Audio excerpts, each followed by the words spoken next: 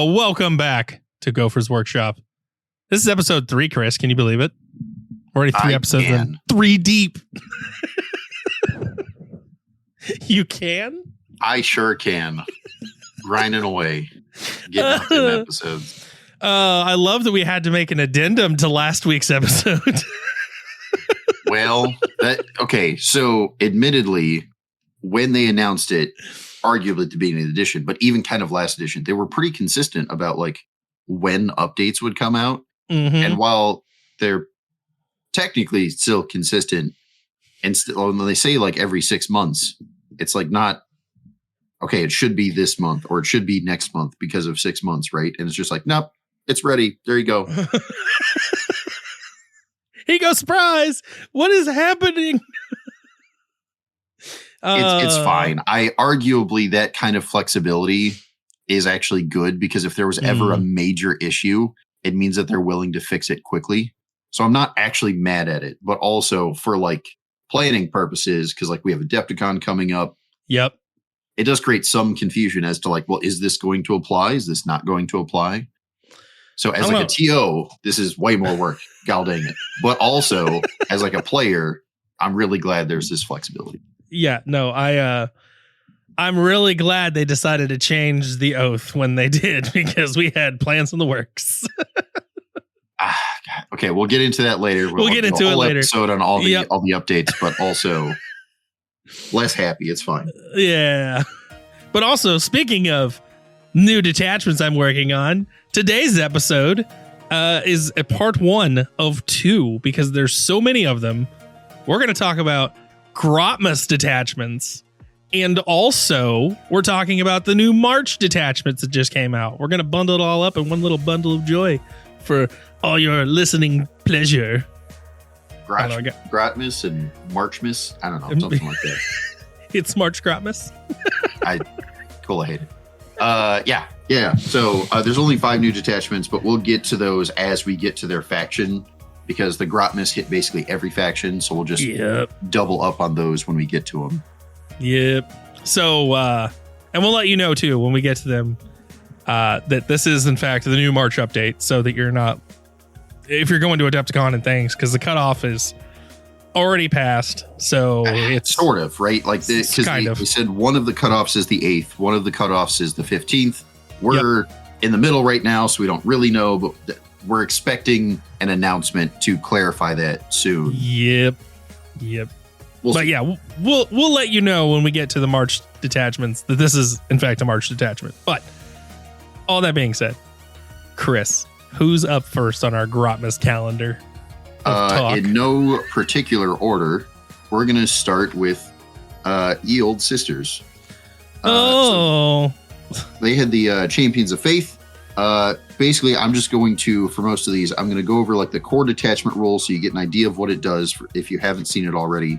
And then I'm going to kind of opinionate the rest of the information because we're kind of making some guesses here. Obviously, we are not like hard in depth the player for every faction in the game. So some of this is our opinion. Some of this is based upon what we've seen in like tournaments, things like that. It's also kind of having a good feel for what the meta encourages or discourages, that kind of thing. But we're mostly going to try to compare them to themselves, right? So like I'm going over Sisters. I'm not comparing the Sister detachment to all the other Grotmas detachments. I'm comparing them mostly to, but what else does Sisters have access to? Is this something you should be playing? Or is this something that your codex already has better options? That sort of thing. So for the Sisters Champions of Faith, in your command phase, you can discard up to 3 of your miracle dice. For each discarded this way, select up to 1 Sisters unit. Until the end of your next command phase, that unit is righteous. Righteous does. Add 1 to the move characteristic of that unit, improve the leadership by 1, and improve the weapon and ballistic skill of weapon character or weapons equipped by Sisters Battle Squad, Celestial Sacrosaints, and Paragon Warsuits. So the +1 to move and +1 leadership applies to anybody you target, but only if it's one of those 3 units does it get the weapon and ballistic skill. overall, this is pretty rough. We're not starting in the greatest of places. It's not that it's a bad detachment, but Miracle Dice have kind of gone back and forth as to, do you have enough? Generation can be a little tough sometimes because the way you generate them is destroying units or losing units. And depending on, is your opponent playing MSU? Is your opponent playing Knights? Things like that. It's not always up to you as to whether or not you have enough Miracle Dice to make things like this worth it. And this is a direct trade-off with the fact that you're getting rid of the Miracle Dice. So like if you're giving it +1 to move, well, you don't have that to like auto 6 whatever, or even when you roll like 1s on your Miracle Dice, you don't have that to auto explode or pass a leadership or whatever it is you're trying to do. So I am not the biggest fan of this detachment. We have the Codex for Sisters. There are several other detachments. We can argue about which one's the best because there's a couple of good ones, but regardless of when we're arguing which one's the best, I think we can all say this probably isn't that one. If you're spamming warsuits, which you should, they're incredibly good. This isn't so bad. The enhancements themselves are a little too expensive for my taste, but that's a simple fix with a points update at some point. So I don't want to like harp on them too hard. I think the strats are actually pretty solid for this detachment. I don't have a lot to complain there. That being said, again, the core detachment rule, I feel like you're giving up quite a bit compared to the other ones you have access in the Codex. So I'm not the biggest fan of this one, but if you're playing more casually, I think it's pretty solid. Being able to really hammer home, Paragon Warsuits and the Sacrosaints, getting some extra hurt out is probably pretty good. I was about to say, them Warsuits. Yep. Okay, it's all kind of dependent upon points, right? And everything is. That being said, the Paragon Warsuits are probably the best data sheet in the Codex, especially when you put the named character in there. That unit becomes the best unit in your list. Depending on the detachment you're playing and depending on points, there's other units that can also be pretty efficient. For a while, Exorcists were crazy, things like that, especially with Miracle Dice. For a while, we had the jump unit with Flamers to where we gave them dev wounds. Again, we'll kind of ebb and flow with points and things like that as far as what's kind of the best unit, but Paragon Warsuits are incredibly tough for Sisters because they don't have low toughness, but they still have good armor and an invul, good number of wounds. They've got Meltas, which makes them good at that. They have good melee. All around, Paragon Warsuits are probably the best overall data sheet in the whole Codex. Being able to buff them is never going to be bad. Not even a little bit. All right, moving on, we'll do some Astra Militarum. So Astra Militarum have the Bridgehead Strike Force as their Grotmas.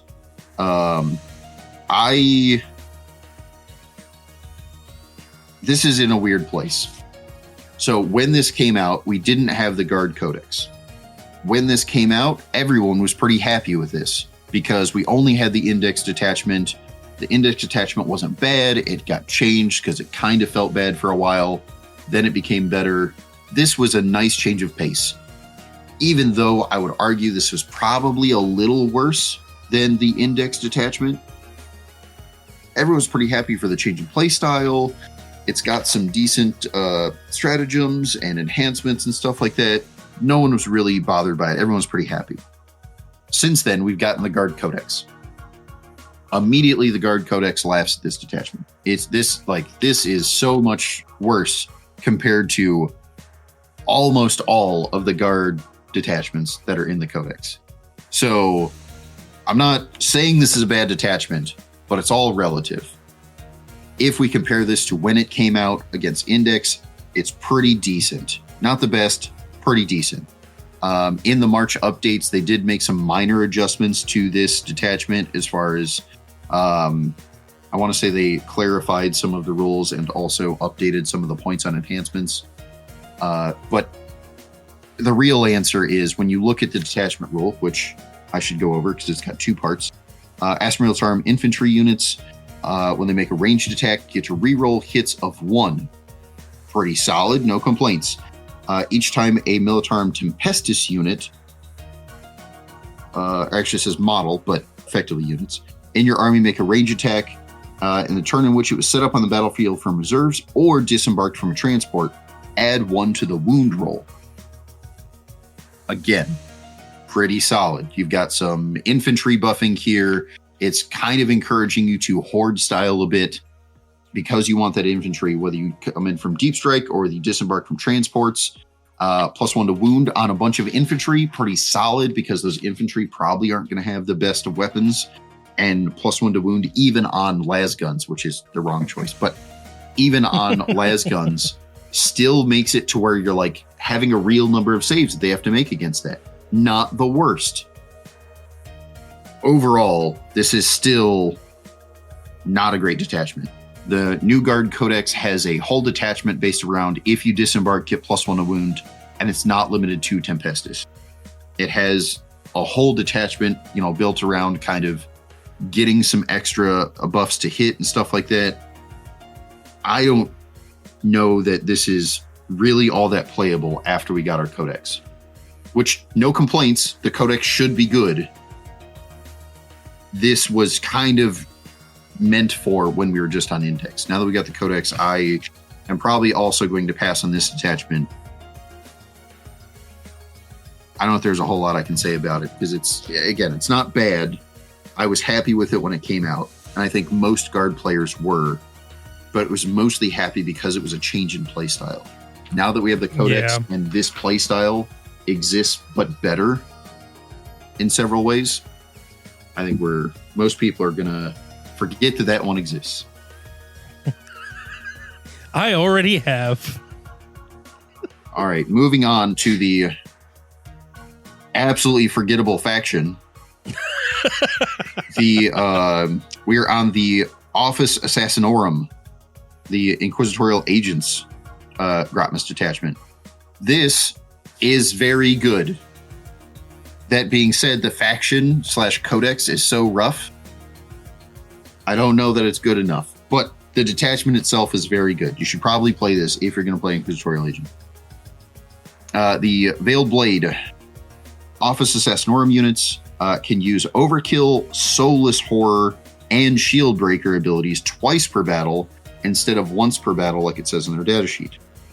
In addition, each time, when building your list, I should say, each time you take an Office Assassinorum unit, which is basically the 4 assassins, you can increase their points by a specific amount to give them a special ability. This is weird because they are effectively enhancements. However, this is weird because these enhancements are repeatable. So they're not called enhancements, they're called extremis abilities. Incredibly powerful. Holy cow, this detachment's cool. Yes. I will say these not enhancements are also incredibly expensive. Holy cow. I don't want to pay this many points, period. That being said, they're very good. So with an update on points eventually, I'm going to be really happy with this detachment. Stratagems are solid. I love this detachment. If you're playing Inquisitorial Agents, I'm going to tell you should play this detachment. It's incredibly good. The only thing I'll caveat is there still is not really enough support in the actual agents data sheets, I think, to make this faction competitively playable, but casually playable and maybe like locally competitive depending on your meta. I think this is totally doable. I love this detachment. Compared to the actual Inquisitorial Agents data sheets, I love this one. Obviously, the Inquisitorial Agents detachments had some specific ones that were kind of focused more on Death Watch or Grey Knights or things like that. So some of them may not apply in theme, and thus this may not be the right answer. But if you're just hardcore Inquisitorial Agents is the answer, I don't care about Grey Knights sort of thing, I'm just going to splash them in as appropriate. This detachment, mass assassins incredibly good. They made assassins great again? That's what you're saying? Yes, absolutely. Assassins were good. And then not only do you get to use their abilities twice, and the fact that you probably actually get to use them twice because so many or all of them have lone op. So like, how do you get rid of the sniper rifle guy before he gets to use his ability twice? Well, the answer is like, I hope you have jump infantry that can like advance and charge, because otherwise he gets to do it twice. It's pretty good. It's very good. And then on top of that, I can upgrade one, maybe multiple of those sniper rifle guys to have this sweet ability to really hate on whatever. Super good. Super. All right. Moving on to the old Custodes. So I'm going to start with the Grotmas Detachment, but then after that, there will be a March Detachment for these guys. So for the Grotmas Detachment, it's the Solar Spearhead. This one is another nice change up to playstyle. They encourage vehicles in this, which is not necessarily a normal Custodes thing. They also allow you to make walkers characters so that you can give them enhancements. Very cool change up. Overall, I think this is surprisingly good. It has a couple of drawbacks, but they're not the drawbacks you would think. The main drawback is the amount of Forge World resin you're going to have to pay for. Good Christmas. Worse than that, slightly good news, slightly worse news. This gets confusing. Even when this came out, several of these things were effectively out of stock from GW/Forge World. So they, despite saying you're not allowed to 3D print, are inadvertently encouraging a lot of 3D printing through this. As a TO, the official byline is there's a limit to how much any specific model is allowed to have 3D printing as a part of it. As like most players, I think once it's fully painted, the weight of the model, like you're gonna have to pick up your opponent's stuff to see if it's 3D printed. There's gonna be a lot for this. Mm-hmm. I'm not encouraging it or disencouraging it. It's just the reality of what's about to happen. Anywho, as far as the actual play of this, very good. I like the enhancements. I like the stratagems for the most part. I think the change up in play style is super good. I was going to say wardens. That's not right. Custodes are already very tough. No complaints. Literally giving them a better toughness stat. Oof. Big tough. Yeah. They have an enhancement here that you can make one of your walkers into a character and then give it a feel no pain. That's what's happening for the most part in like almost every list. That guy's real tough. Like, again, they're already tough, making them tougher, and then being able to sneakily give something that was never meant to have an enhancement that gives them feel no pain all the time. No one likes fighting that Dreadnought. It's only one, because the enhancements are still like once, right, per list. But that Dreadnought's scary. Oh yeah, big time scary. So I don't know that I'm going to say you should play this over some of the other detachments.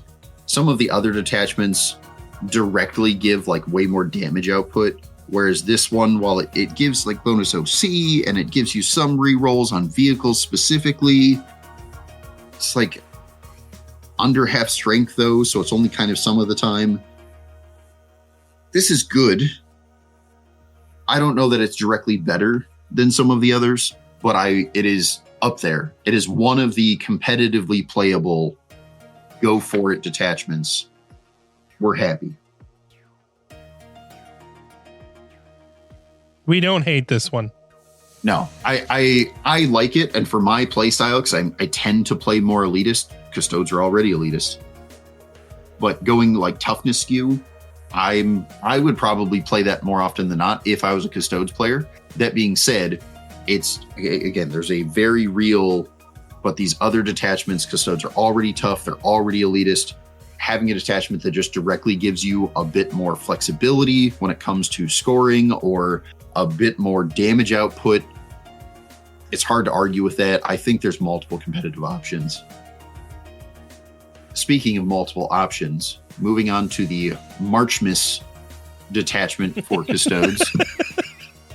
You still hate that, words, don't just you? like GW. It's fine. So there's a new one called Lions of the Emperor. I already have an issue with it, but it's fine. It's minor. The detachment itself has an ability that says each time a Custodes unit from your army, excluding vehicles, so the opposite of the other one, attacks, if there are no other friendly units within 6 inches, add 1 to the hit roll and add 1 to the wound roll. I think this is powerful. It is kind of stupid powerful. It just says makes an attack, so it applies to the ranged weapons, which were naturally low strength. It applies to the melee stuff, which was like medium strength.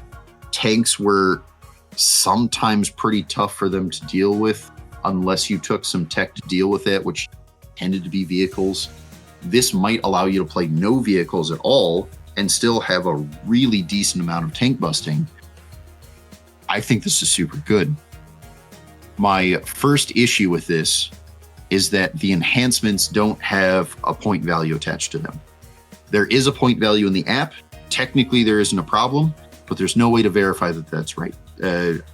I don't love that they missed the formatting here.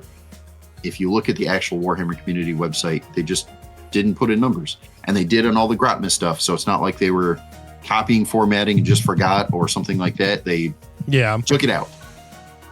So I don't love that, but moving on, the enhancements themselves, half of them I think are crazy. The other half of them are pretty decent. One of them I'm not the biggest fan of, but depending on its point cost, which I don't know because I'm staring at the actual sheet, could be reasonable. No complaints. Stratagems, also very solid. None of them cost 2 CP. Hard to argue with that. I think it's all pretty good stuff. I would, the being 6 inches away from other friendly units, this sounds pretty rough. However, the faction's already elitist. I think that's more doable than it sounds. And this is partially because some of the time, I would say like a majority of the time, that being within 6 inches of each other is relevant. I think you would probably notice as a Custodes player, it's because you were going to like double charge, because you were trying to get multiple units on an objective to out OC, things like that. You're still probably going to do that and give up your detachment roll. But the ability to like, I was going to double charge because I didn't think this unit was going to be able to deal with it. Well, now I don't need to double charge, and the one unit totally handles itself because the whole unit is getting +1 to hit and wound. But that's crazy. Yeah. The +1 to wound, I think, is like the bread and butter. That's the thing you're actually wanting. But the +1 to hit, mostly irrelevant because you already hit on 2s, right? Mm-hmm. But the fact that it's +1 to hit, basically ignoring stealth, ignoring like if they pop smoke, like if they have a -1 to hit in melee for some reason. I know there's several characters that give that ability. This is all like, I'm happy that that's gone. And especially because like in melee, this applies to shooting as well. But in melee, if one unit makes the charge and the other one doesn't, well, now all I have to do is kind of like wrap to the side in order to get outside of 6 inches. And that -1 to hit or -1 to wound basically don't exist anymore. This is pretty good. They were already scary. Now failing the charge feels less bad with one of, the 2 units, things like that. I like this a lot. So this is the new take. This is the new take list for them. It depends on your playstyle, right? Because this encourages you to really lean into the elitist stuff. If you were playing Custodes and you brought like 3, maybe even 4 kind of chump units of the Sisters of Silence to like hold objectives and do actions, if you brought a bunch of like the big units that like take up more physical space, like the bikes, stuff like that, this is kind of discouraged here, so it's not the greatest. It depends on your list build. But the fact that I could take no tanks, no dreadnoughts, and still feel like I had enough tank busting, I really like this detachment. My play style is I like mobility, so I would still probably play the actual Grotmas detachment over this, but that's because of my preference. As far as competitive is concerned, Custodes are already like one of the top winning factions right now. This is another tool in their tool belt that is absolutely competitive viable. Like one of the enhancements is you can just give a character lone op and stealth. Yeah, that's kind of ridiculous. It only applies to the character, right? So if you put them in a unit, it doesn't do anything. But the fact that I can just take a bike captain by himself, he's a scary monster. But now I have a bike captain flying around with lone op and stealth. He does as much work as like an Eversor assassin, and also he's way tougher. I don't like this. Wow. And now, like, because he's going to be running around on his own because he has lone op and now he's 6 inches away with no other friends to support him. Well, he doesn't need the bodyguards because he can live to get across the field because of lone op. Once he's within range, he gets a charge and gets the +1 to wound. That seems pretty good. Like, I think this attachment's really good. Is it like, why look at, Grotmas, or why look at Codex detachments? This one's so great. I don't know about that. But again, Custodes is already good. They're competitively pointed. They've got multiple detachments that are competitively viable. And now they have another detachment that's competitively viable. First off, let me get on my high horse and say there's so many factions that are like struggling right now. There's still, even within the Imperium specifically, there are factions like Grey Knights that are still on index. And yeah, they got a Grotmas detachment, but like their options are very limited. Custodes, they have a Codex, they have multiple detachments, they have multiple competitively viable ones. They're already on top. Why did Custodes get another detachment? I have no clue. Why is the another detachment actually good? I have no clue. Why did Grey Knights not get a new detachment when they desperately could use it? I have no clue. But also, here we are. So this is pretty great. I would totally play this. So Lions of the Emperor, A-OK. Very solid. Again, I don't know the points because it's not on the sheet for the enhancements, so I don't know how to gauge these exactly. But ignoring points, which you can't really do, but trying to, these detachment or the enhancement abilities themselves, I would absolutely pay points for some of them. Lone op and stealth sounds great. There's another one that gives specifically a shield captain +3 strength to his melee weapon. In addition, +1 to his AP and damage characteristic by 1. That guy's going to be a little monster. Sounds great. I love these. So I have what the app says for points for these. Okay. So Superior Creation. This is on a 2-up. Set the bearer back up. Yep. 25 points. Don't love it. It's not that the ability's bad. It's that the ability's kind of whatever. Because it's only on infantry. So you can't put it on a bike guy. Yeah, you get to set him back up. But like it has to be a non-named character and 25 points. You lose the bodyguard. I don't know that I'm going to use this at all. Your lone op and stealth ability is 25 points. I love it. I don't care. Sounds great. Custodes are expensive, and I could buy 2 bodyguard bikes to get myself alive across the field for way more than 25, or I could spend 25 points because I probably had something close to that floating because I couldn't fit it in. And this sounds amazing. And the 2 shield captain abilities, the Fierce Conqueror, which adds 2 to the attack characteristics, is 15 points. And the improved strength characteristic of 3 is 10 points. Holy cow. Love them. Spicy meatball. Plus 2 attacks for every 5 models in the enemy. So basically it's like double blast. 15 points. That's pretty solid. Arguably it's situational, which I think is why it's so cheap. There's several factions where they're not going to have like big model count units.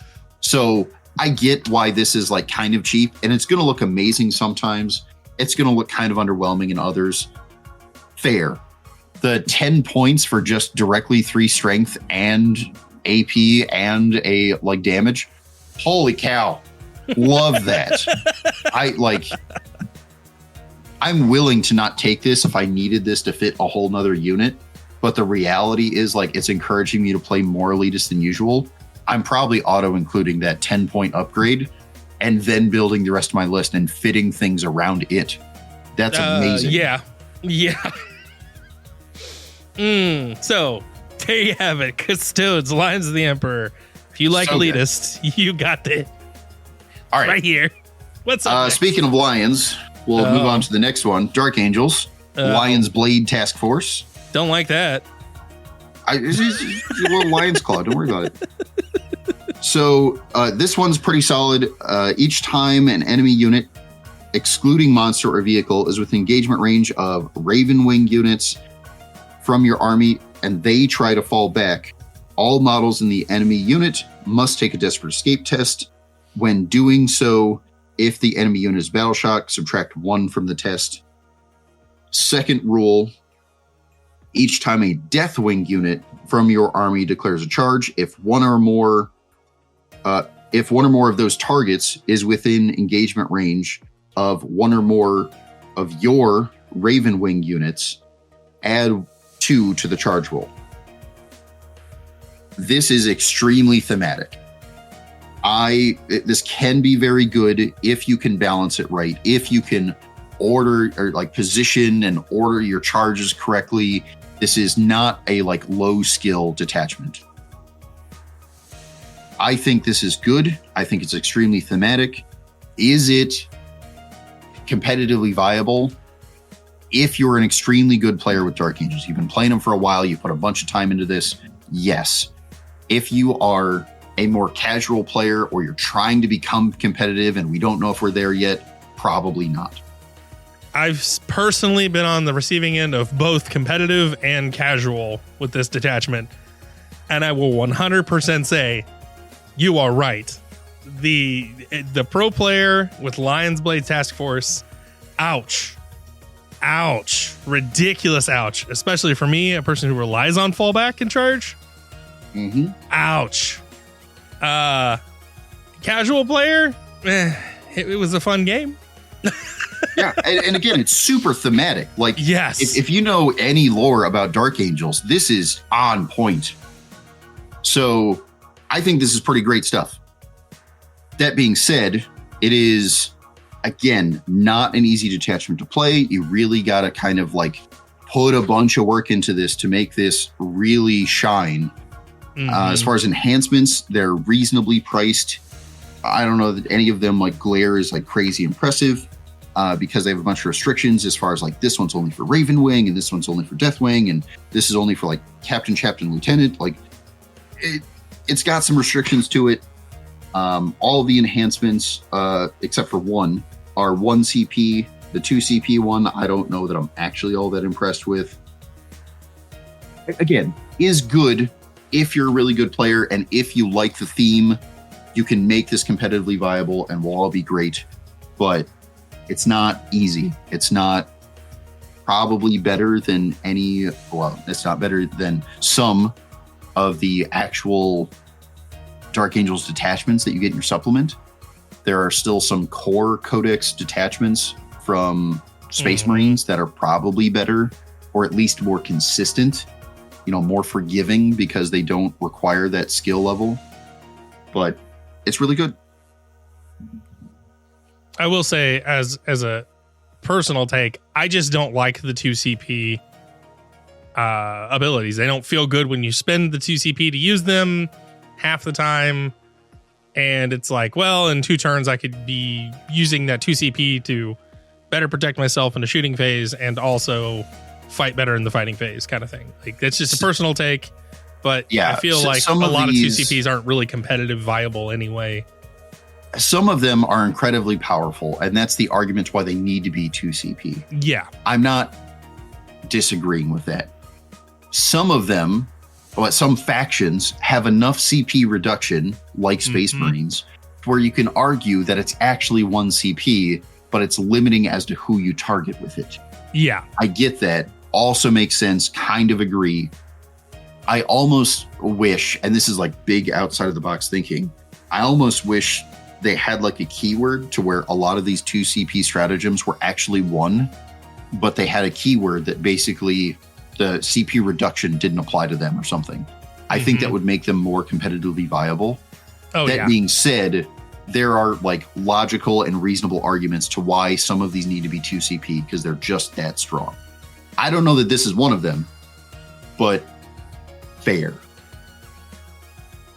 Alrighty, moving on. We've got the Black Templars. Black Templars at the start of the battle round, you can select up to 1 of these litanies listed below. If you do until the end of the battle round, so the whole turn, or both players' turn, I should say, the litany is active and it affects all Adeptus Astartes infantry and mounted units. The litanies are add 2 to the move characteristic and add 1 to the advanced rolls when made, or add 1 to the strength characteristic of melee weapons equipped by the unit, or have a 5-up invul, but only against ranged attacks. I think this is pretty solid. There's nothing necessarily wrong with it. However, we have to compare it to the like other things that they have access to. The enhancements are reasonable, but probably a little overcosted. Strats are versatile, pretty stable stuff, no complaints.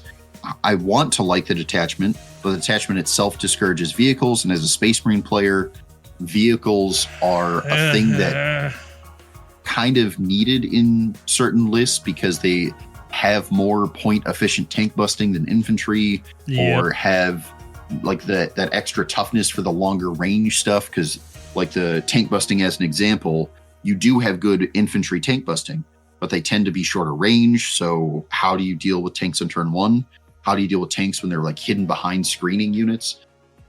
You probably want a tank for that, or a vehicle of some kind. This discourages that.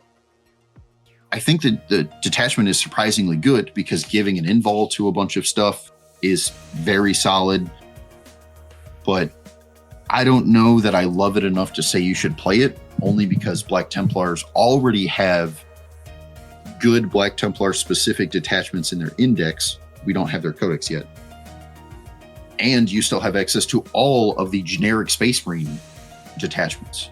Yeah. Those are, most of them, not all of them, most of them are very solid, like kind of no matter what faction you're playing.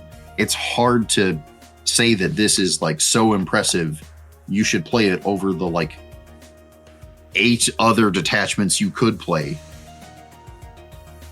It's not bad. It's just not impressive enough.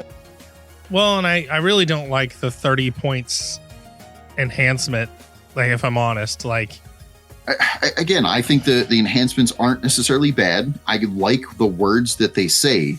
Yeah. But I think for the words that they say, they're just a little too pricey.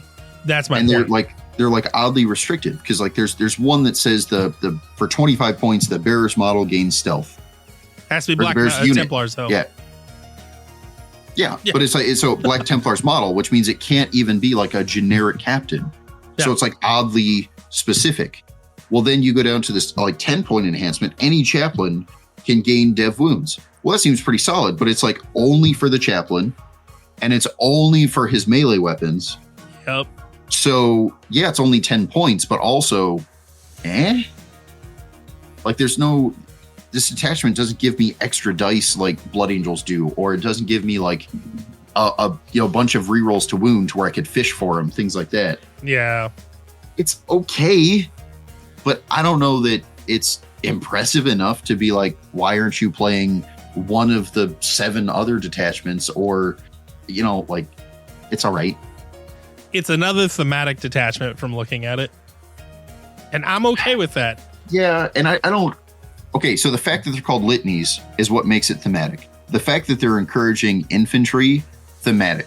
Encouraging mounted, I don't know, sure, I guess maybe. If we're talking thematic, I almost wanted to encourage infantry and transports.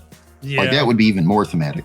The fact that they're called litanies, which is like a fluff only thing, right? Like they could have said anything here and it would have technically worked the same. But the like fluff around it, the litany idea, okay, that's super thematic, but that's not even like a mechanically thematic. That's just like a verbiage thing. It sounds fancy. And sure, fair, it is. All right, so moving on, we have the Space Wolves. So Space Wolves are my faction. I love them, right? I've loved them. I've played them for editions. This detachment is unimpressive. But that's mostly because I think the detachment itself isn't that impressive, but also the faction right now doesn't have a lot of options. The only thing competitive about Space Wolves at the moment is the ability to spam invols. It's not the damage output. It's even if you did Oops All Dreadnoughts, which this detachment could allow you to do that. Fair.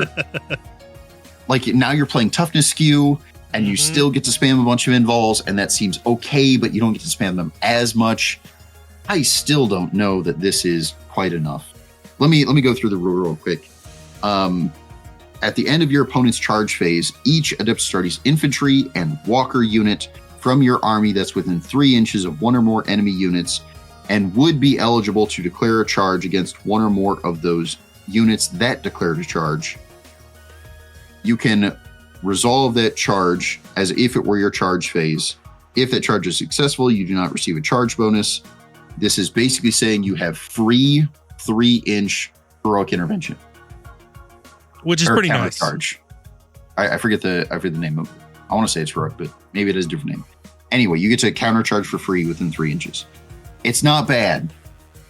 It's okay. It's extremely easy for your opponent to play around it.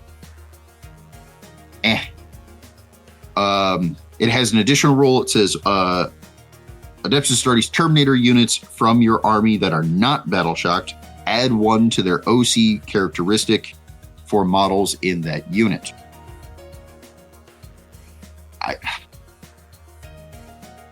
It's trying to be thematic, which as a Space Wolf player in the current edition, we don't get good rules, but we get thematic rules. That's like true and the best I can say about it. It's trying to be thematic. It's encouraging walkers. It's encouraging Terminators. I want to like it. Still can't. The enhancements are like okay priced, but they're restrictive to most of them have to be on Terminators. Some of them have to be on infantry. We don't have like non-named character dreadnoughts. So even if we wanted to put something on a walker, we couldn't. The stratagems are all 1 CP. I guess that's an upside, but the stratagems themselves are, again, very restrictive to has to be Terminators or has to be infantry. The abilities themselves are okay. I want to like it. I'm a Space Wolf player. I love Space Wolves, all things Space Wolves. It's too restrictive. In order to be themey, they have ended up being overly restrictive to try to encourage a theme, and it ended up bad. It is worse than the Index Detachment, which is so bad it had to be buffed like 3 different times before they said, nah, but that's playable enough. It's still worse than that one. The worst part is I was almost going to come to you after this Grotmas came out to have you teach me how to play Space Wolves, because they seem interesting. I've always been interested. And what came to you was super flavorful. They are. They're and I was like, fun. These characters are super cool. Their abilities are super cool. It's almost like playing Blood Angels. And this is why I was tossed when I first started playing, was like, do I go Wolves or Angels? Yep. And the argument is still there. I might play Wolves, but when I came to you with this detachment, was super excited. You were like, I was like, what am I missing? You just got to wait for the Codex. Because the unfortunate answer right now is, at least competitively, right? Like flavor-wise, totally separate question. But competitively, we have 2 different Space Wolf detachments, the Index one and the Grotmas one. And the honest answer is, why would you ever play them competitively? The generic Space Marine detachments, multiple of them are objectively better by like a large margin. And I have seen the Champions Defenders played, and it was okay. And in fact, it was against my Blood Angels Grotmas detachment, which we'll get into. And they were tough. That's about all I can say about them. I watched a match between two professionals, and the Wolves were they were tough. And that was about all they are right now. Yeah. That's the issue, is on Index. And hopefully this will change with Codex, right? But on Index, they vanillaed a bunch of our war gear. So whether it's Thundercav or Wolfen or whatever else, they wrapped a bunch of our war gear in to where it's all the same stat line, and the stat line is not good.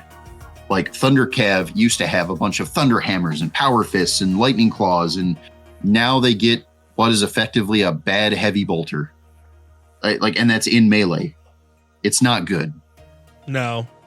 So I'll jump in when they go back to the way they used to be. That's what I'll say. Again, Space Wolves aren't doing bad competitively right now. No. But that's because they're playing what's called Wolf Jail.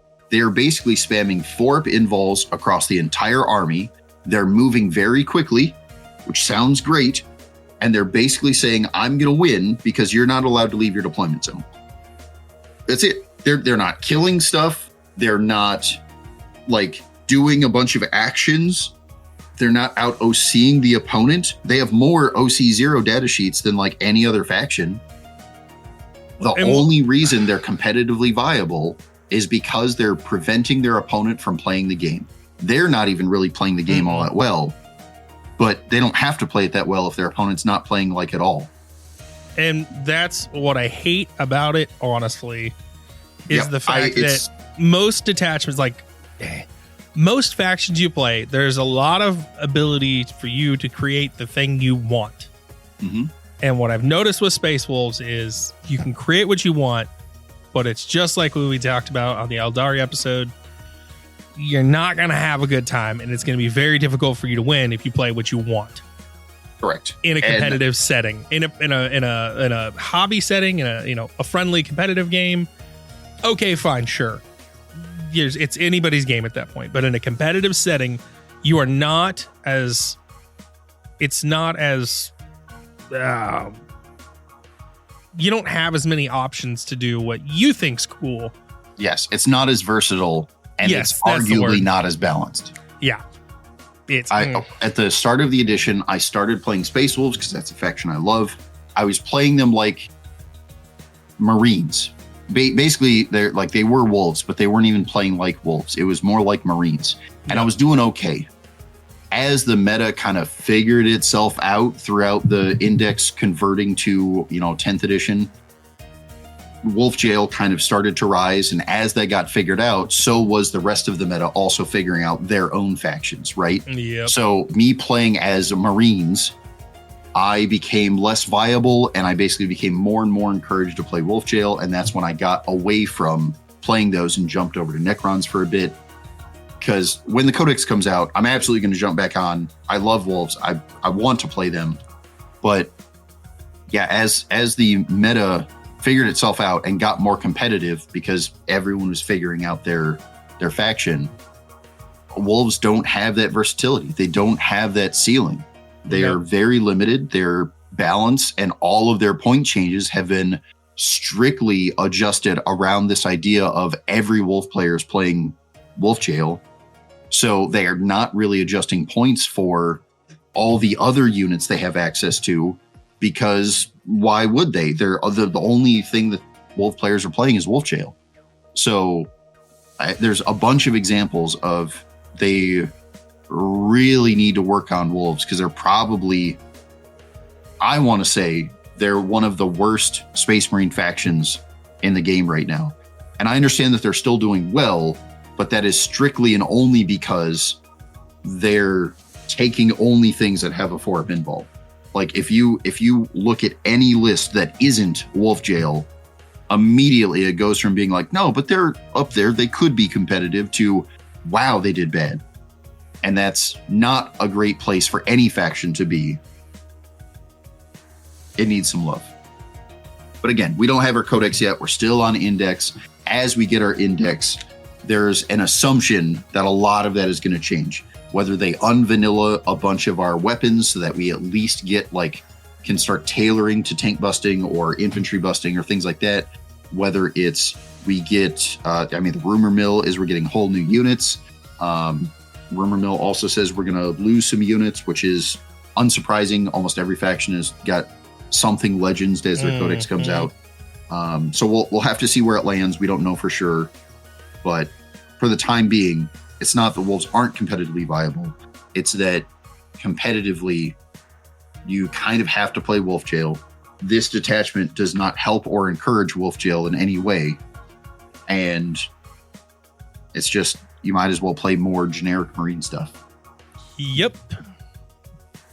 All right. Well, speaking of which, let's move on to Blood Angels. Oh, that's me. Ooh. It is. Okay, so Blood Angels. I liked this one. When this came out, it was pretty spicy and exciting. And even with the recent changes to the Oath of the Moment, I still say with the right units, it's still a pretty spicy detachment. So sure. Let me read the detachment rule real quick so that everyone knows what's going on.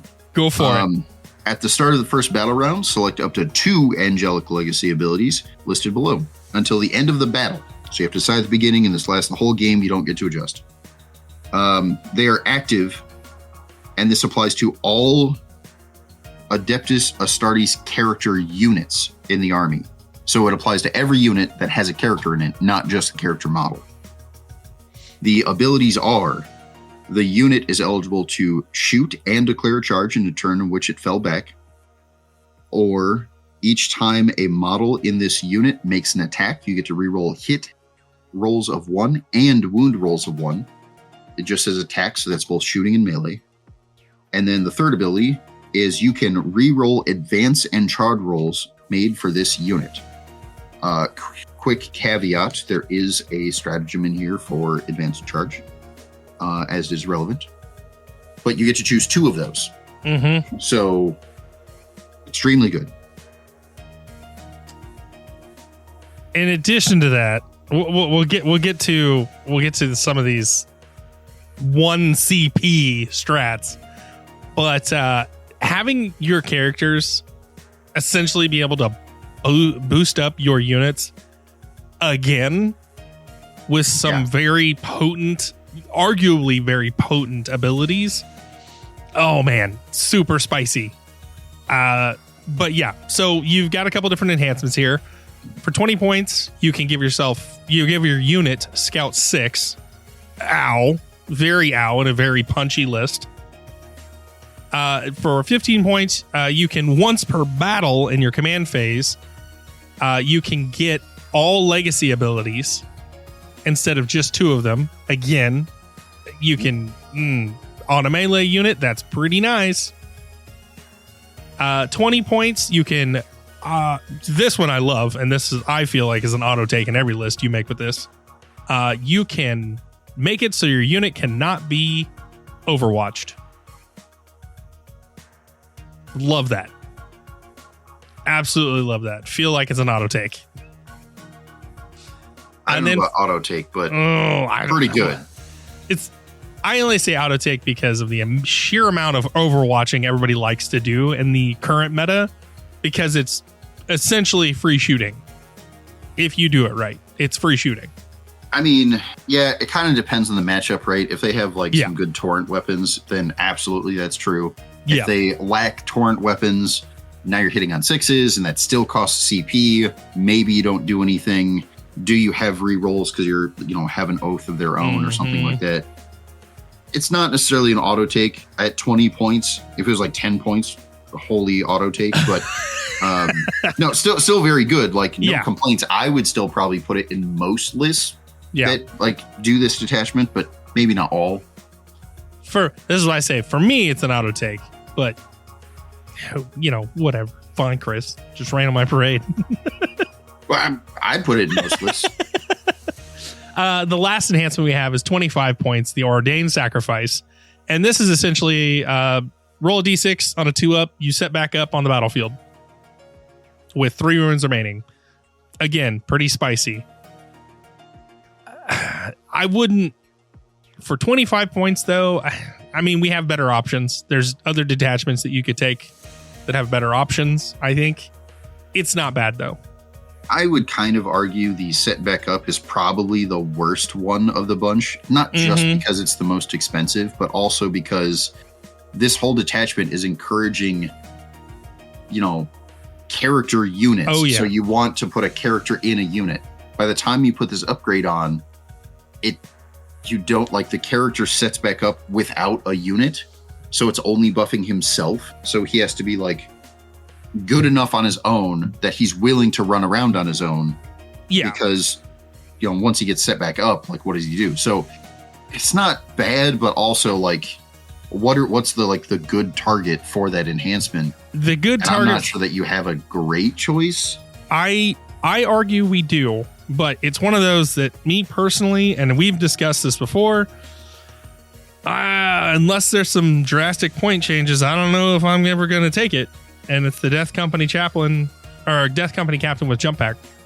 And it's only because he has an ability that when he dies, he gets to actually do mortal wounds. Sure. So that's why I say it's the only real good character that I feel the enhancement would go well on. Yeah. It's not bad. It's not impressive enough that it's this is actually pretty good, but it's if I needed to make it work, it's probably the best choice. Okay.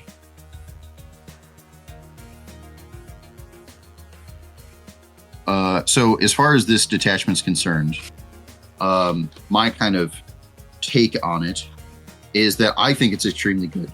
Basically, everyone, according to Yield Internet, basically saw this as a shooting list. It was encouraging Blood Angels players who tend to not take very much shooting and mostly melee to actually take shooting units. Yep. Sounds great. No complaints. I love the fact that not only is it encouraging shooting focused, but it still has an appropriate amount of melee support with the fallback and charge and, reroll charges, things like that, to allow them to still be Blood Angels, but have this focus of shooting. And I really solid. The one the one stratagem I want to focus on that I really like that actually adds an extra spice is the Unto the Burning Sky stratagem. For 1 CP, you can uppy downy a jump pack unit. So you can bring up a unit, but it specifically names the Sanguinor, which means you can start with the Sanguinor on the field to get those early in-game points.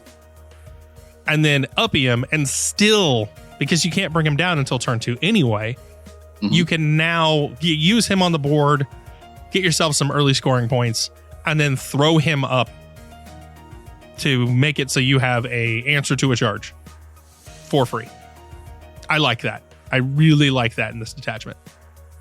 Sure. It's not bad. Just for clarity, it lets them target any jump unit. But if Sanguinor, you can target Sanguinor even when he's engaged. So basically, he can come down in engagement range because that's his ability. He can do some fighting stuff. And if he doesn't wipe the unit, or if he for whatever reason gets consolidated into by someone else, you're still able to pull him up so that during your turn, you can re-put him back down to score behind enemy lines or something like that. So it is very good. But it's a fairly minor increase for Sanguinor specifically. Overall, it's still an uppy for jump pack in general, which is good all on its own. Yeah. I mean, for the sole purpose of Sanguinor, I liked it a lot because not only does it allow you to take yourself out of combat and do all the things you mentioned, but also you can put him on the field turn 1 and actually use him when normally you wouldn't be able to, because he's just got to sit there in strategic reserve. Yep. So it's nice on a lot of fronts.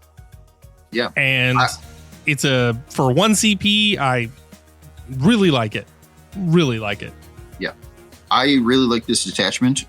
So we have to, again, compare it to what else do Blood Angels have access to actually justify do you take it. Competitively, I think this is totally viable. As far as what else do you have access to, I think that Blood Angels specifically have access not only to the generic Space Marine detachments, but they already have their codex. So they have several Blood Angels specific detachments that are pretty good. I think they have multiple options for competitively viable detachments. I don't think this dwarfs or shadows any of the others necessarily, but I think it's up there. It does have some drawbacks. The fact that it's encouraging characters so heavily, you're going to inadvertently have probably less units or less models because characters are more expensive than regular models. So you're going to be a little more elitist. Also, it's going to be weak to your opponent taking fixed objectives because assassinate's totally a thing. So it's not that it's again, it has a bunch of strong abilities and it's great, but it also has just a couple of drawbacks that I think kind of keep it within the realm of appropriate but competitive. Yep. If I personally, sorry, go ahead. I would say if I had to rank them, I would be of the mind to say Liberator Assault, Angelic Inheritors, the Angelic Host, and then the Lost Brethren is the way I'd rank these detachments at the moment. For clarity, this one is called Angelic Inheritors. So you rank this one second. Yeah. And I do that because the one I ranked third, which was the second most taken until we got this one, was essentially just an uppy downy detachment for Blood Angels, which is nice. But it's really all it had going for it. Whereas for sure, Liberator Assault makes you really punchy, and Angelic Inheritors makes you really shooty. I mean, these both go hard in one direction or the other. And with the uppy downy, it's nice. It scores points, it wins games. That's great. The Lost Brethren, though, I feel like that's just a lost detachment. It's sure Death Company.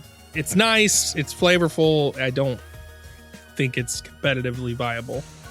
I think its main issue is points, right? There's things that maybe that detachment is on paper less good, but if Death Company gets reasonably cheaper, that does a lot to say that it becomes more powerful.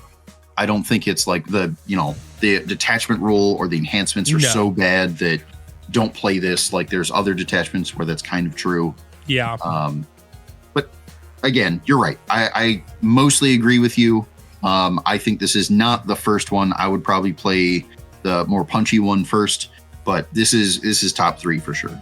Oh yeah. That's exactly what I've got ranked right now. Is punchy is always first.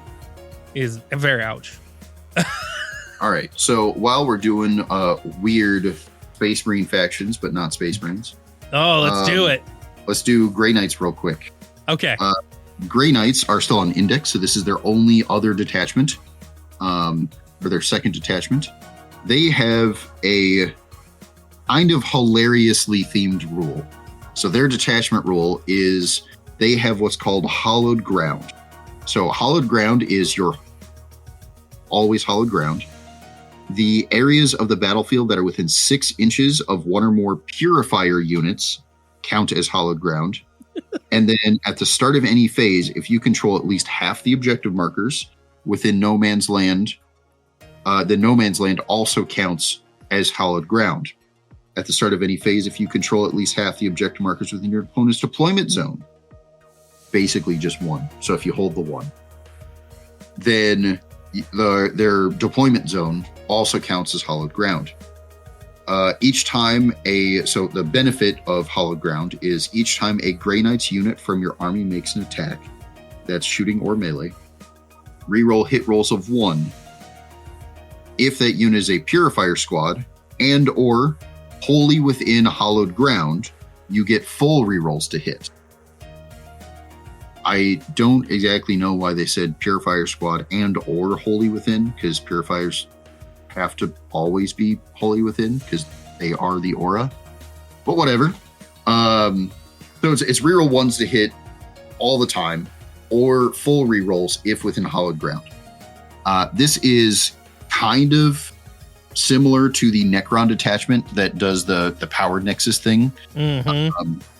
But what's funny to me is this whole aura thing around purifiers makes it feel like it's similar to the Chaos Demons rule, where they have like the Shadow and the Warp thing. Yep. Or Shadow of Chaos, I should say. Shadow and the Warp is Tyranids. But it's really themey to me, because right there they are the opposite, the antithesis of demons. So the fact that they have like auras that are hallowed ground, and the demons have auras of, but this is extra not hallowed ground. I think it's super themey. Having played the detachment in Necrons, where you use this kind of tug of war, hold the no man's land to get these abilities, I think this is really solid. It's not necessarily an easy thing to play, but reroll ones to hit all the time, good. Reroll full rerolls to hit, crazy good. This is a little different than Necrons because you've got a more melee focused faction, also a more elitist faction, whereas Necrons, you're definitely have more models, whether it's with the regen or whether it's with the fact that they're just cheaper models to begin with, and then they're also more shooting focused. I think this is pretty solid. It's not quite as good compared to the other detachment they have. I think this is probably way better. They still get uppy downy because that's their faction rule, which is super powerful. But the so detachment powerful rule for their other detachment is not bad. I don't think it's anywhere near as good as this. I think this is kind of an auto tick. If you're playing Grey Knights, you only have access to 2 detachments. When comparing the two, I have no idea why you wouldn't use this. You're going to use this over the index detachment every time, all the time. There's an argument for the other detachment has some pretty solid enhancements and stratagems that are different than this one. Maybe, depending on like a local meta, it may be worth taking those over this. But as far as like the core detachment rule is concerned, this is infinitely better. I 100% agree. All right, moving on. We got our last little Space Marine thing. So this is Space Marine generic. Oh, the old Librarius Conclave. So this is actually going to have a lot of similarities with the Blood Angels one, in that it really encourages a lot of characters. So it has some drawbacks between fixed objective assassinate, and also like if they have heavy precision. It does have some drawbacks, but it's still super powerful. So at the start of the battle round, select one of the following psychic disciplines, is what they call them. And until the end of the battle round, the psychic disciplines are active for any Adeptus Astartes Psyker unit. So again, it's not the Psyker model, it's a unit that has a Psyker in it. Abilities are add 2 inches to the move characteristic. Next one is each time a model in this unit makes an attack roll, shooting or melee, reroll hit rolls of 1 and reroll wound rolls of 1. Super good. Again, very commensurate to the Blood Angels detachment. Next ability is each time a ranged attack specifically is made by a model in this unit that targets an enemy that's within 12 inches, improve the AP by 1. Each time, next ability, each time a ranged attack again is that targets one of these units, subtract 1 from the strength characteristic of that attack. It's a little odd. I would have liked to see like -1 to wound if the strength is higher or something, but yeah, -1 strength might apply sometimes. And then the last ability is each time a model in this unit makes an attack, you could ignore any or all modifiers to the attack's weapon skill or ballistic skill characteristic, and to any modifiers to the to hit roll.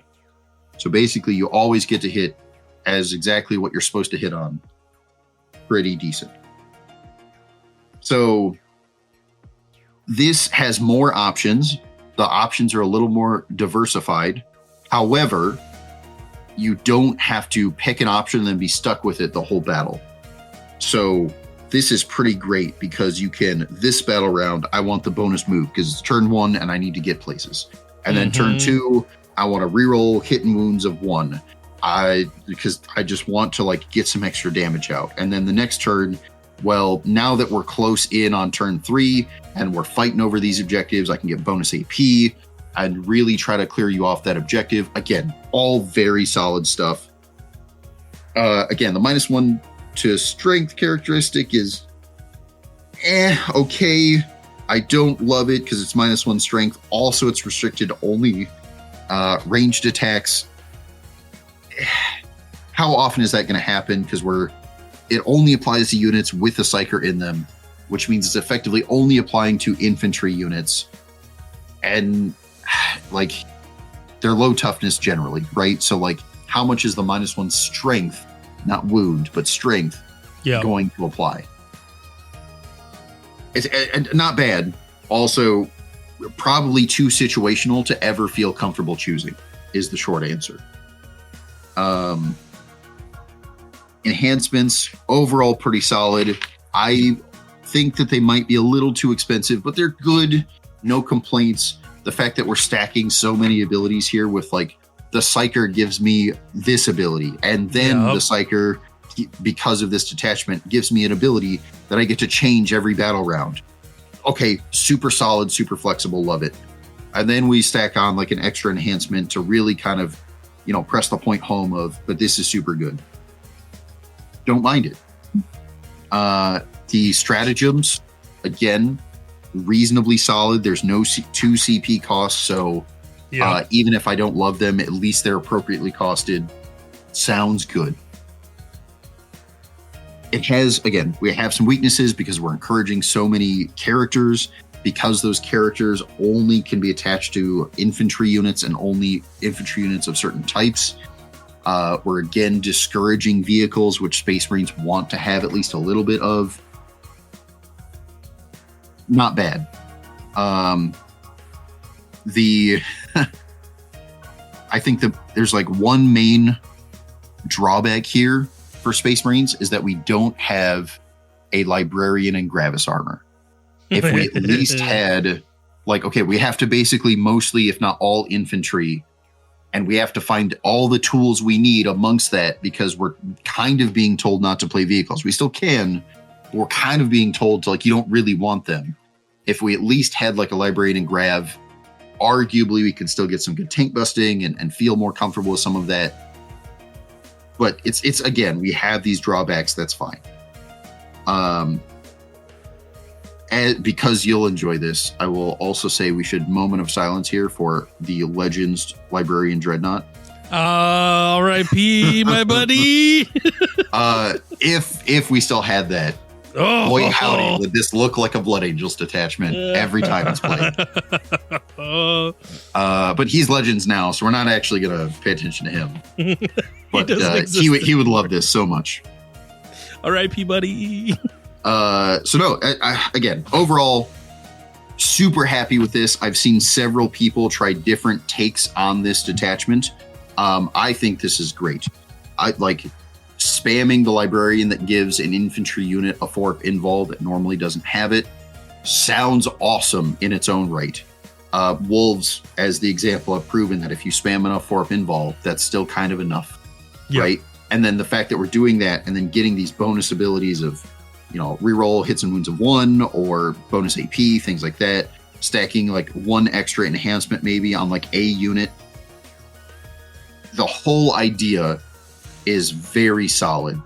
The thing that is kind of entertaining to me is that we're spamming librarians, and like there's detachments that obviously won't run this, right? Like Black Templars, they hate Psychers. Okay, they're not running this. But this detachment is like, in my head, thematically. It's like a Horus Heresy detachment. This is exactly what like Thousand Sons would have been like back when they were loyalist. Super, super good. You're right. Fuck. Now it's in my head. Nope. Brainworms. Everyone's got them. Okay. So moving on, we're going to do these in kind of a weird order. We're going to do... How many more detachments do we have? We got 4. 4. All right. We're going to episode. We're going to speed run these. Yeah, we're going to speed run these. So these are all kind of linked together in some way. So it's a little odd, but so we've got the AdMech detachment. Yep. Basically in your command phase, select one or more AdMech units. And you can select units that are embarked in transports, which is weird because normally you can't interact with those. Mm-hmm.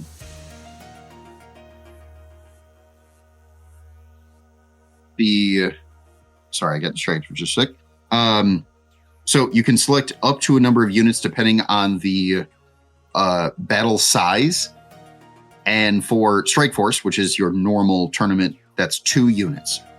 For these units that you select, they effectively get a keyword, which is called Halo Override. And again, like several other detachments we've talked about, while they have this override, you get to select an ability and they gain this ability. So abilities are add 2 to the move characteristic. Seen that before. Add 1 to the toughness characteristic. I don't love that. Next one is eligible to declare a charge in turn in which it advanced. Sounds awesome. And then models in this unit have stealth ability. Pretty reasonable. Again, because we're kind of powering through this thing because we've been doing a pretty long episode. It's okay. I kind of wish we could select more units because of how glass cannony most of the AdMech units are. This isn't restricted to like infantry or whatever, which makes this pretty powerful because like we can target tanks and give them an extra toughness. That's like the only time I'd ever select that one, but also we could. Just giving things stealth is probably objectively better all the time. Again, advanced charge is crazy, but because of how glass cannon things are, I would like to select more than 2 units. I don't know that this is great.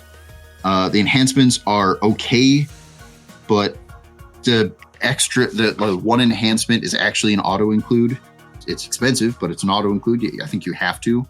It gives a datasmith, basically picks a robot unit, Castellan robots, and gives them override in addition to the 2 you select all the time. It's like mandatory for this detachment. That's crazy. The Codex still probably has some better options. Again, not bad. I want to like it. If we could select more units, I would probably say I do like it. But the way this is set up, the one enhancement that effectively gives you 3 units is 30 points. Wow. Yeah. I think the Codex probably just has better options. All right, moving on. Next, we got the Imperial Knights. The detachment for Imperial Knights is basically getting to splash in AdMech units to it. What? No way. It's a limited list. You can splash in Tech Priest, Dominus, Manipulus, Skitarii Marshal, Skitarii Rangers, and Skitarii Vanguard. So there's not a lot of options here. However, powerful it is. Not only are you giving knights cheap units to do actions and strategic reserves them and hold objectives, things like that, so you can actually out OC some people. It also has a couple of abilities. Imperial Knights gain in your command phase. Select 1 unit that's within range, one model in this unit, which is every knight, regains 1 lost wound. If that unit is within 3 inches of 1 or more friendly Tech Priest models, then it regains D3 instead. That by itself is awesome. It's fantastic. I've seen it in action quite a bit. It's super spicy.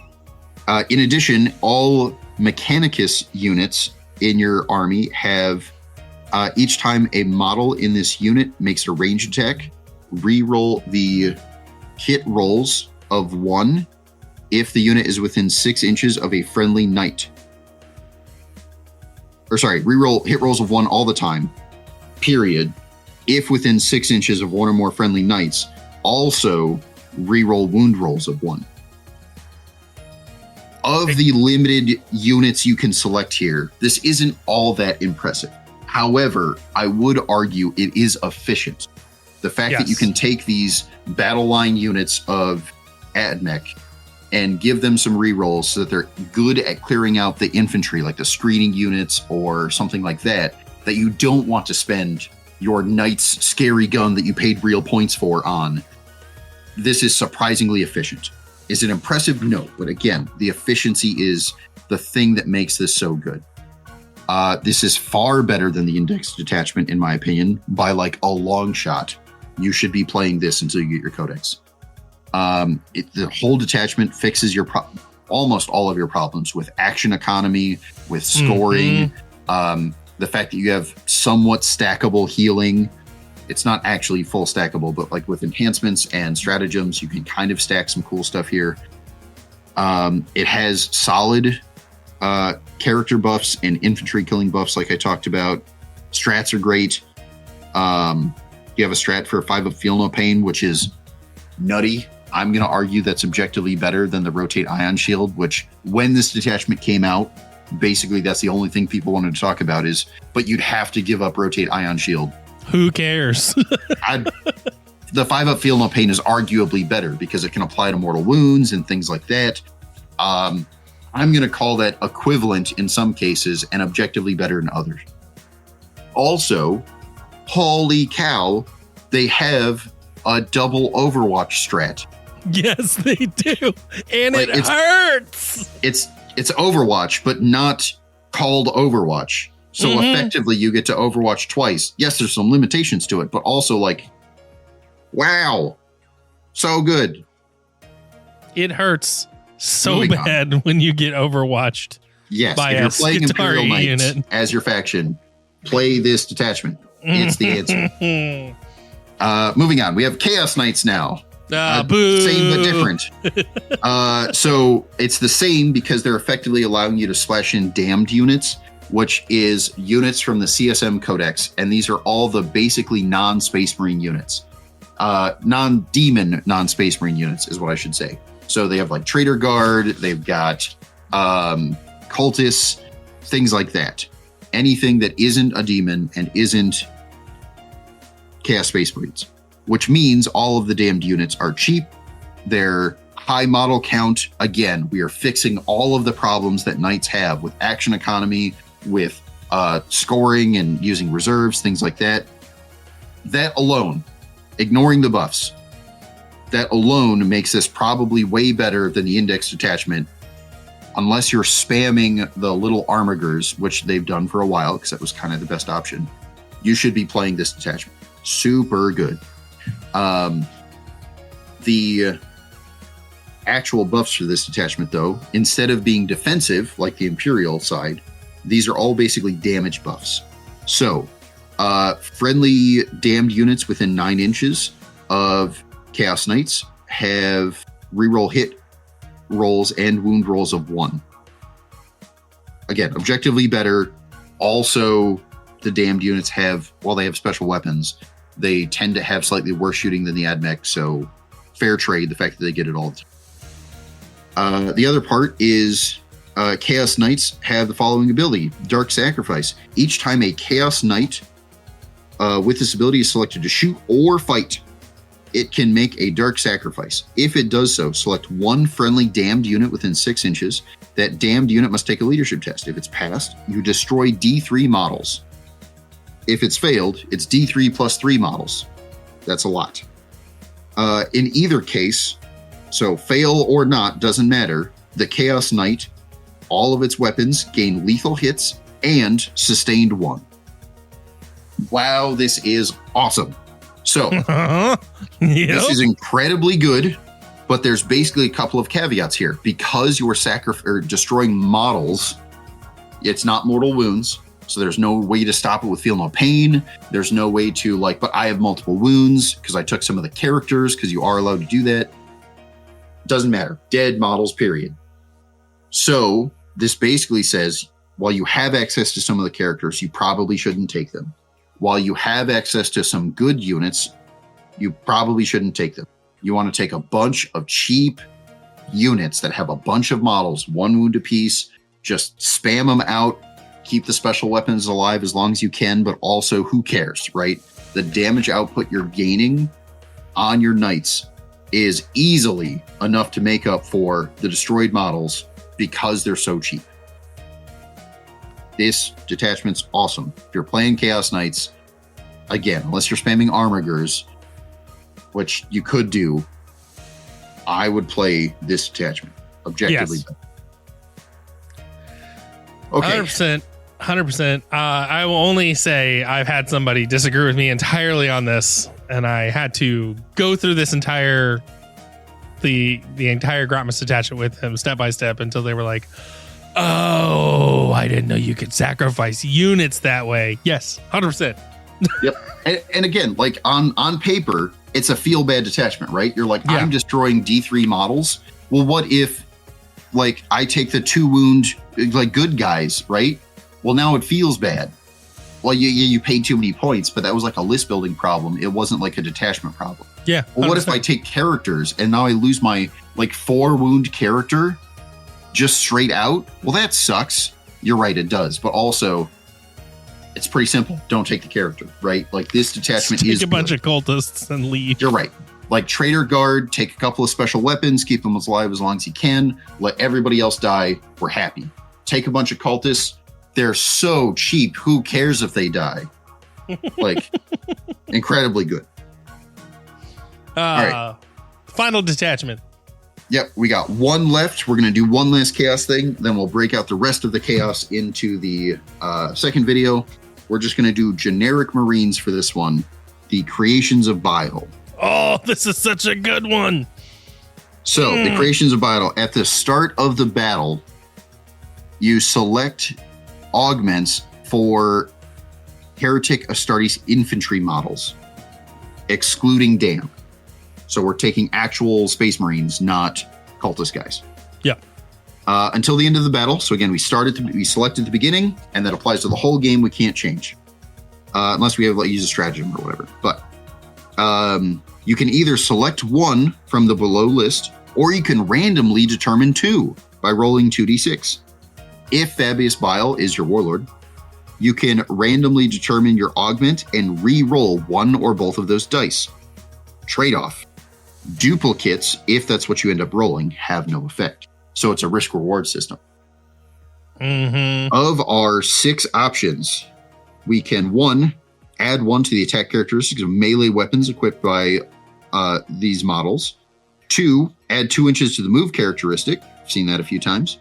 3, improve the weapon skill characteristic of melee weapons equipped by 1, which means it's wood stack with +1 to hit. Pretty solid. 4, improve the toughness characteristic of models in this unit. 5, add 1 to the strength characteristic of melee weapons in the of models in this unit. Again, 6, improve the ballistic skill of ranged weapons equipped by models in this unit by 1. Pretty solid. So, as far as I'm concerned, I basically always want 1 and 2, and then any of the others I get, I'm happy with. So I'm probably going to roll 2d6 most of the time. If I don't get either 1 or 2, I'm going to feel a little bad.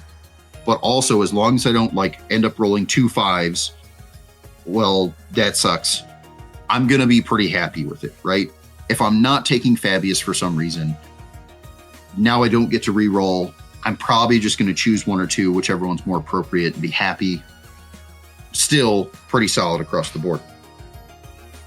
I'm going to say this is a good detachment. However, when we compare them to what else do we have access to, because there's a bunch of other detachments we could take because we have the codex for these guys, I'm going to say it's actually only average.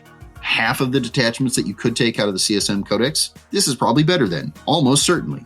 The other half, maybe the other half is better. We're probably around average. So I don't mind this detachment. If you build with this detachment in mind from the ground up, very good. No complaints. We're happy. But if you I have a list, I make a couple of minor adjustments because I'm already playing Fabius. I'm going to switch to this detachment. it's probably not going to be as impressive as you want it to be. No. I think you kind of have to ground up this in order to make this competitive, because it's, again, not bad, but it's just average compared to what you could have taken out of the regular codex. Again, it's great. It's got some randomness to it, which can make it a little hard for competitive play. Fabius fixes a little bit of that, but not really. Strats are okay. Strat abilities are okay. Let me say it that way. There is multiple strats in this list that cost 2 CP. That alone, the minute there's more than one, that makes the strats rough. Yes, your cast Space Marines, you do have some stratagem reduction, but also not enough. Not enough for multiple 2 CP stratagems. No. I don't love the strats. Again, they're not bad. What they do isn't bad. I just think having multiple 2 CP stratagems is a little too rough, considering how few CP we get during a game. Enhancements are also okay. Again, I don't mind them. I don't think they're bad, but they feel a little restrictive. One of them is very specific to Chaos Lord only. I mean, he's probably what you want to put it on anyway, but also, like, it still feels restrictive, because maybe I could wombo combo something with a sorcerer. I don't know. 2 of them are infantry only, so you can't even put them on like a bike guy or a jump. Well, I guess you could still jump guy, but again, it's not that they're bad. They just feel a little restrictive. Almost all of them say you're not allowed to put them on damned models. Again, I don't know that you were going to for this detachment, but there's an extra level of restriction but why? I probably wasn't going to do that competitively anyway. So you're just kind of stopping the theme part of this to me. I don't love. So again, not bad, but we're just going to call it average because you have access to some already pretty good detachments. 100%. All right. So this is the first half. We're going to have to do another episode because there's like 28 plus detachments we got to go over. It's like 30 at this point because of March Miss. Yeah. So we're going to take a quick mid break. And then when we get back, I think Sky's going to maybe do hobby update or silly question or something. So instead of a mid break this episode, we're actually just going to tell you the Patreon's up. We got no new mid break stuff for this episode. So there it is. But we do have our Patreon up. So if you want to become a patron, you can head on over to patreon.com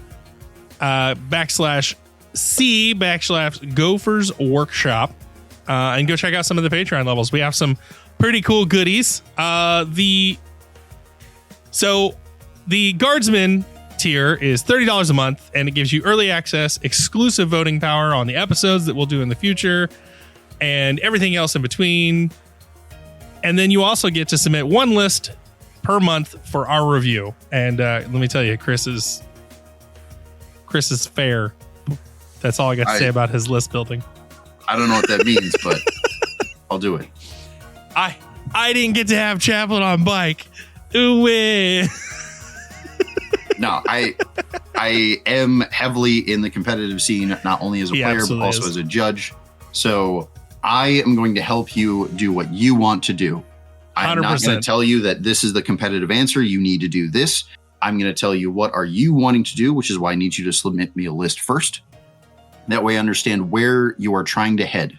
If you want to play something that the meta says is bad, I don't care, because we can still do that and make it competitive. We want to help you do what you want to do. If we are doing the thing that you want to do and you're willing to put in the effort, you can make almost anything competitive. This edition is more balanced than we give it credit for most of the time. So I'm going to help you do that. He's not lying. I'm just sad because he brought up facts and told me I couldn't have my Chaplain on bike with 6 bikes and an ATV because it wouldn't fit. And though you're right, I still am mad about that. It's list specific. That is doable in some lists. The rest of the list that we're just going to ignore in the pouty nonsense is the reason why that didn't quite work as well. It absolutely didn't work. I already had too many bodies on the field. There was no way those bikes were fitting anywhere. But I'm going to pout about it anyway. Anyway, Chris is great. Like you said, professional, absolutely wonderful lists. Absolutely wonderful help. Helped me quite a bit in the past building lists. Still does. Helps a lot of other people with our local team. Great opportunity for you to get some real feedback. But anyway, that's one of many tiers we have on our Patreon. So again, go to patreon.com/C/ Gopher's Workshop to join the Patreon. But on that note, Sky's here. What about the hobby update? Hobby update? Yeah. Give me some hobby. What's even happened? Well, I mean, we got some new stuff into the store. I haven't painted a whole ton since I painted Gilliman. It's only been like 4 days. It's been like a whole week, but we've been busy. I know. Season coming up. We've been a little distracted. A little? I will say I am excited about the weathering pigments we got, and working on my Gene Stealer cult guys some more. They, their gene colored clothes are going to be interesting. I'm not doing them denim style though. They're just running around in their jorts, you know. I hate it. Well, not just because they're Xenos filth. So I had to like plan out the scheme. Like I literally write out a sheet. I can take a picture of it and you guys can look at how silly it is. But I plan a sheet for the different materials that are next to each other, which I kind of mentioned last time. So like the skin goes from like skin color to purple, like Gene Stealer purple. And then obviously you can't like you could make the clothes purple, but it wouldn't look good because you want contrast. So I went with that like pale blue color, not Lothern blue. I'm trying to think of what it is. It's not the Space Wolf blue either. You would know it, Chris. But anyway. I would, but there's only like 15 different blues. Yeah, especially in the GW range. So anyway, I picked that because I'm going to do a lot of regular like dirty weathering and stuff. And putting like dusty, rusty red and brown over blue shows up really well when you go to do the base and stuff. Mm-hmm. So again, my whole strategy is about like planning the scheme so that the contrast is there. Anyway, so then I ran into other things because I think this was the first mini I started painting on to test out the scheme. I got the brain guy, the new character that. Yeah, starts with a B. He's a psyker guy. Biophagus? That's not right. That's a. No, it's like Bella something. Isn't it like a not Benedictum? It's something like that. He's got a giant brain. Okay. Correct. He shoots psychic bullets. Anyway, painting the brain flesh is easy, but it has like a carapace thing because they start getting carapace parts at some point, like Tyranids have. And so then I gotta like deal with that. Okay, so now I'm basically painting a Tyranid. You gotta like blend these things together. So I just did black with like blue edges, not pale blue, but like saturated blue edging for all the carapace stuff. Just hard edge highlighting everything. So the texture looks different. I'll have to share some pictures of what I'm planning. Absolutely. They'll be in the Discord. Yeah. Come check them out. Also, so much OSL. Nexos is the OSL model. If you ever want to do OSL, just do it. All right. Well, I think we'll call that one here, and then we'll do a silly question on the next episode. All right. Silly question. No, you guys couldn't come up with a silly question without me? Well, we had one, but we've been talking for so long that you got time for the end. We're an hour and 40 minutes in. All right. So we'll see you all on part 2. All right. We'll see you next time. Bye-bye. Hey, everybody. It's Aaron. I want to thank you again for tuning in for this episode of Gopher's Workshop with us, hanging out and listening. Remember, leave a 5-star review. Let us know what you think. And if you feel like supporting us, you can always go to Patreon in the show notes below. Thanks. Till next time.